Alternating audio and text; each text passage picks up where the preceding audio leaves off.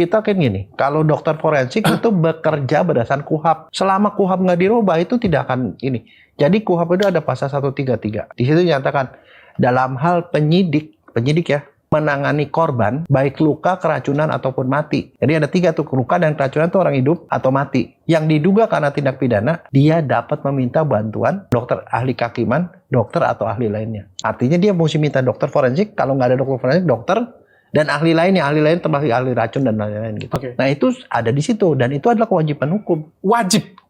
Bahkan ada instruksi Kapolri menyatakan kalau kasusnya tidak wajar harus diotopsi. Kalau misalnya keluarga pasien menolak, Nah sekarang saya mau nanya, sering nonton film kriminal nggak? Conan. Iya, tapi yang tersangka utama orang paling dekat kan? Iya. Suami, istri, anak, dan segala macam. Itu pasti dekat tuh lingkaran itu. Kalau nggak ada, kalau saya begini, saya nggak mungkin membunuh kamu kalau saya nggak kenal kamu.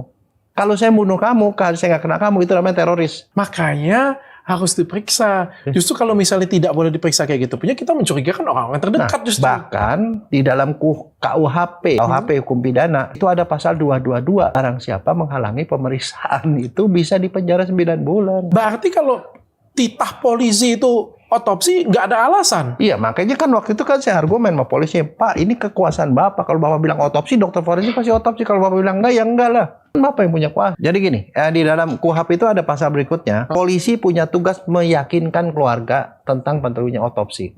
Kalau dia masih belum mau, harus diyakinkan lagi. Itu tugas polisi. Oke. Nah, kemudian kalau misalnya sana itu polisi dikasih waktu 2 kali 24 jam. Di mayat dikasih ke dokter forensik. Dokter forensik cuma periksa luar. Itu haknya dia periksa luar. Nggak boleh periksa dalam, walaupun mintanya otopsi. Ditunggu 2 kali 24 jam. Kadang-kadang keluarga nggak ada. Tapi kalau keluarga ada, polisi harus nerangin. Oke. Tapi bukan minta izin ya, mohon maaf. Karena mereka termasuk dalam kategori orang-orang yang mungkin jadi tersangka. Itu loh. Itu kriminal mainnya begitu. Jadi makanya kewenangan ada pada polisi. Nah makanya kan mestinya seperti itu. Kalau dalam 2 kali 24 jam tidak ketemu keluarga, dokter forensik wajib melakukan otopsi tanpa minta izin siapapun.